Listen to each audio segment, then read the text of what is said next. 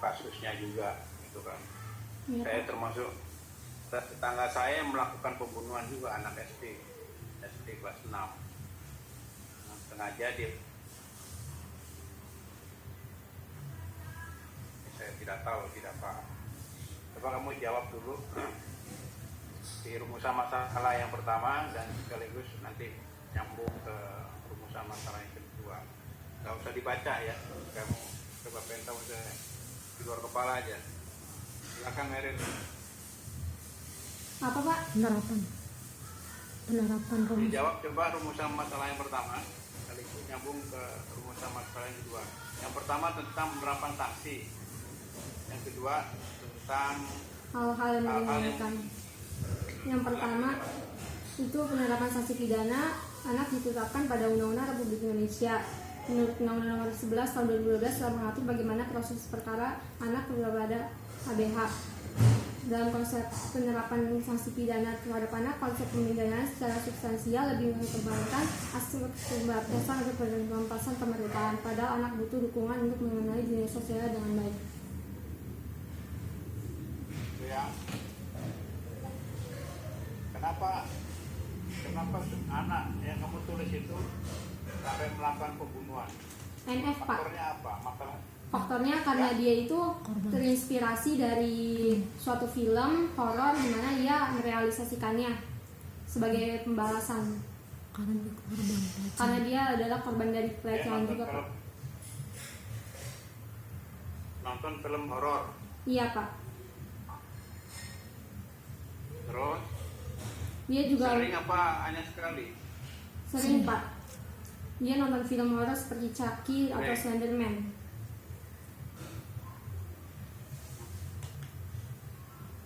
Terus Dia korban. langsung melakukan Enggak, dia pembunuhan. bukan. Dia Berantem korban. dulu, Dia korban. main dulu, atau dia tersinggung sama temannya? Dia korban. Dia korban, Pak. Sebelumnya dia adalah korban pemerkosaan dari paman dan juga pacarnya. Jadi dia kayak merealisasikan apa yang telah ia tonton kepada tetangganya tersebut, bocah yang berumur 5 tahun. Ini laki atau perempuan? Perempuan, Pak. Perempuan. Iya. Oh, dia diperkosa oleh Dua pamannya. paman. Iya, diperkosa sama paman dan juga sama pacarnya, Pak. Pacarnya dibunuh siapa? Yang dibunuh itu tetangganya yang berusia 5 tahun. Nggak ada urusannya sama pacar sama pamannya. Tapi rasa benci. Iya, Pak, tapi dia kayak merealisasikannya dari rasa kebenciannya, Pak. Kayak balas dendam gitu, Pak. Apa ada kesalahan korbannya Tidak. yang dibunuh itu? Nggak ada, Pak. Nggak ada. Jadi Nggak ada. gimana, main orang lewat atau main tusuk aja, main bunuh aja? Pertama kan tetangganya itu kan emang udah deket, Pak, sama si NF ini. Nah, diajak bermain lah, Pak, saat itu. Dan pas lagi diajak bermain, dia dijebak gitu, Pak, ditenggelamkan di dalam bak mandi, Pak. Jadi Oh, ilus. cara membunuhnya itu tenggelamkan. Kenapa, Pak? Cara membunuhnya bagaimana? Kepalanya ditenggelamkan di bak mandi, Pak. Di bak mandi di rumah siapa? Di rumah terdakwa. Pelaku. Iya, Pak. Tapi nggak bisa napas. Iya, Pak. Itu terinspirasi oleh film ya? Iya, Pak. Berarti ada kelainan jiwa dong dia. Psikologisnya, Pak, terganggu, Pak. Dia awalnya dijatuhi hukuman 6 tahun penjara oleh jaksa penuntut umum, namun hakim menjatuhkan 2 tahun penjara saja, Pak. Itu tuntutan jaksa. Gitu. Ada ini enggak sebelumnya di kasus-kasus kamu, kasus pembunuhan? Ada perdamaian enggak? Diversi enggak? Kalau untuk diversi kan hanya untuk pidana yang diancam hukuman di bawah 7 tahun penjara, Pak. Kalau ini berapa tahun? Kalau ini dia dijatuhkan 2 tahun penjara, Pak, akhirnya sama hakim. Enggak, ancamannya berapa tahun? Ancamannya kalau menurut pasal 338 itu untuk orang dewasa selama 15 tahun penjara, Pak. Kalau yang ini, oh, gitu. Jadi terinspirasi ya? Iya, Dia Pak. pelaku tunggal. Iya, Pak. Tunggal. dan pelaku tunggal. Iya Pak. Oke. Terus yang meringankan apa? Hanya 2 tahun. Karena psikologisnya Pak, dia sebagai korban dari pemerkosaan dan pelecehan dari pacar dan pamannya Pak. Itu Jiwanya menjadi terganggu. iya. Terganggu. Dan dia hamil Pak. Jadi dihukum penjara. Dia hamil, Hamil sama siapa? pamannya Pak. Pamannya apa pacarnya? Paman atau pacarnya Pak. Itu anak di bawah umur. Iya Pak. Punya umur berapa? Kok bisa? Umur 15 tahun Pak. Oh, udah besar. Tapi kan anak SD. SMP Pak. SMP. Iya Pak. Apa sanksinya, pasal apa yang dikenakan? Pasal Pidananya? 338 Undang-undang apa? Undang-Undang Nomor 11 Tahun 2012 Pak. Tentang Perlindungan anak. gimana? Ada KUHP nggak di situ? KUHP-nya 338 Pak, tapi dibatasi menjadi setengah hukuman orang dewasa. Di Jungto apa yang di depan yang mana? Yang perlindungan anak apa yang KUHP-nya? Yang KUHP-nya Pak. Jungto KUHP. Mm-mm. Gitu. Iya Pak. Apa reaksi terhadap orang tua korban? Reaksinya kaget banget Pak, soalnya kan mereka deket Pak, sebagai teman Tetangga sebelumnya. sebelah Iya Pak, tetangga. nggak terima dong? Iya Pak. Ribut sama tetangga. Hmm. Ini kejadian di mana, Merin? Di sawah besar Pak. Di sawah besar. Sawah besar Jakarta. Iya Pak. Apa yang dibunuh yang dimasukin kulkas bukan? Bukan Pak, di dalam lemari, masukin dalam lemari. Ini yang dimasukin lemari itu. Iya Pak. Setelah disiksa di dalam air. Iya Pak. Lemari. Kenapa Pak? Setelah disiksa mati baru dimasukin lemari. Iya Pak. Yang merah dulu kan, yang ribut dulu kan. Iya Pak. Itu yang meringankan karena apa faktornya? Psikologisnya Pak, karena dia juga sedang hamil Pak. Bukan karena dia masih anak-anak, masih jujur, atau gimana? Termasuk sih Pak, Apakah termasuk juga karena dia masih di bawah umur. jadi umur, jadi kena sakit 2 tahun, terus dia juga sakit jiwa. Kalau sakit, tapi sakit jiwanya belum full ya. Kalau sakit jiwa murni kan harusnya lepas dia. Iya Pak, belum, masih gangguan doang Pak. Di gangguan. Iya Pak. Masih dapat mempertanggungjawabkan tindak pidananya Pak. Baiklah. Ada pelaku lain? Enggak ada Pak, cuman tunggal Pak sendiri. Iya Pak. Pelaku. Baik, Merin. Pak Ayus, dipersilakan Pak Ayus. Oke, baik, terima kasih Pak Heru. Ya, baik Meril.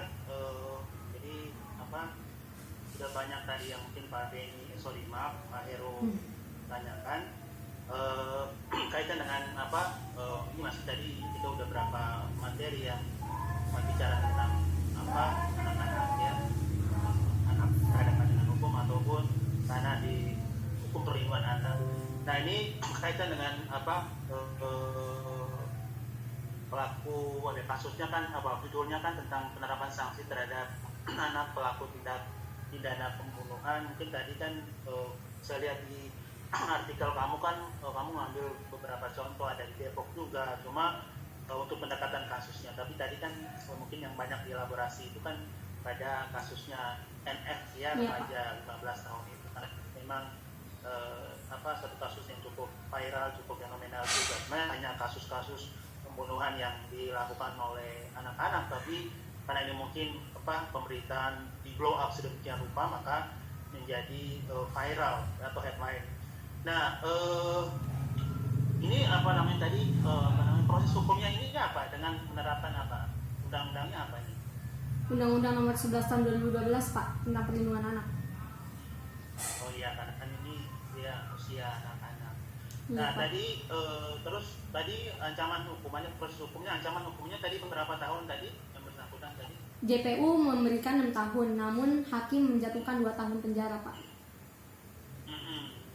Kan tadi ditanya Pak Heru kaitan dengan kenapa tadi kan kamu banyak menyinggung juga tentang pertimbangan psikologis. Jadi sebenarnya ini anak kan anaknya waras, Iya, Pak. ya, makanya diminta bertanggung jawab. Jadi bicara psikologisnya bukan karena dia terganggu. Kalau terganggu kan pasti nggak boleh dihukum kan. Iya, Tapi Pak. bahwa usia kematangan psikologis terkait dengan tindak pidana, nanti kan diminta pertanggungjawaban kan juga dilihat juga usia kematangan psikologisnya, ya. Iya, Pak. Kematangan psikologis. Jadi yang dimaksud dengan tadi psikologis itu bukan karena dia nggak waras, ya. Ini anak normal kok. Setelah dia bunuh kan dia datang ke polsek untuk lapor Iya, Pak. sendiri, Benar, Pak. ya.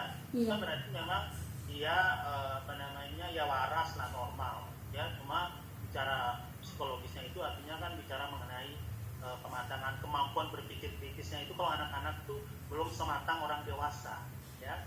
Iya, Pak. Ya, kita bicara psikologisnya sih lebih memahami seperti itu. Nah Nerdel ya, ternyata ya kemampuan. Nah, usia pertanggungjawaban pidana anak-anak itu sesuai dengan SPP itu usia berapa sih?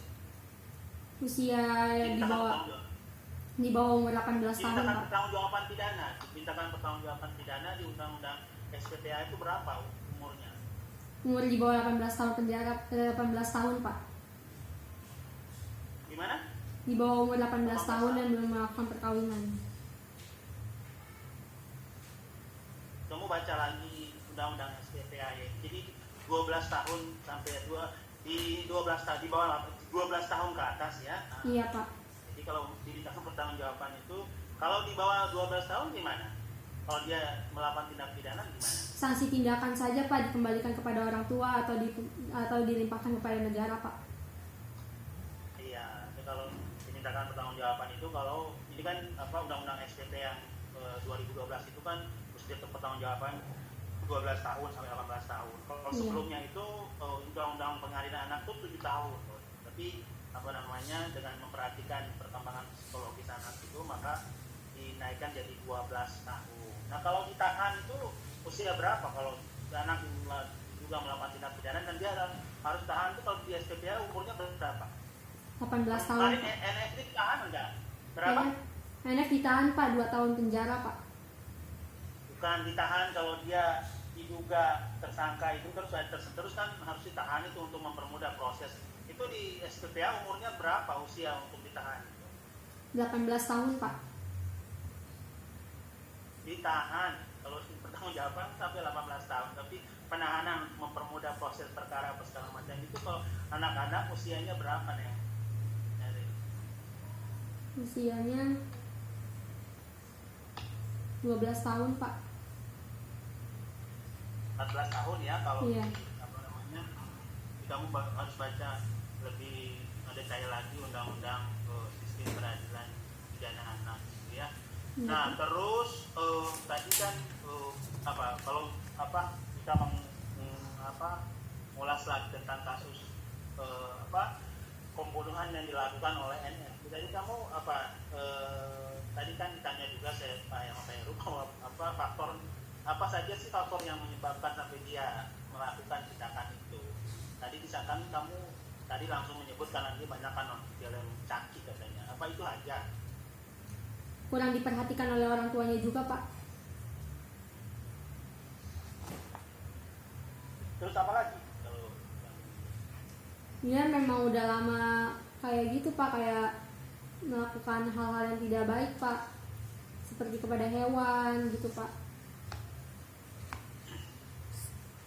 Ya, jadi itu kan hanya jadi kita juga nggak boleh terlalu terburu-buru, terlalu prematur memberikan justifikasi bahwa kalau anak-anak melakukan tindakan pembunuhan misalnya pada kasus itu karena kan diberitakan juga bahwa karena dia banyak nonton film-film berbau pembunuhan, caki lah segala macam itu, tapi itu juga tidak lantas membuat kita memberi kesimpulan bahwa itu memicu, tapi tentunya banyak faktor ya kalau bicara anak-anak melakukan pelanggaran hukum atau anak ABH itu kan penyebabnya itu sangat kompleks, Fernanda, ya, dan Iya, Pak. mereka juga sebenarnya adalah korban, ya. Iya, Pak. Kalau kita bicara di hukum perlindungan anak itu, anak ber-ABH itu sebenarnya perspektifnya kalau kita lihat mereka itu korban, ya. Kalau tadi kembali ke kasus NF itu kan ternyata dia juga korban dari keluarga yang mungkin kurang memberi perhatian kepada dia, Iya, Pak.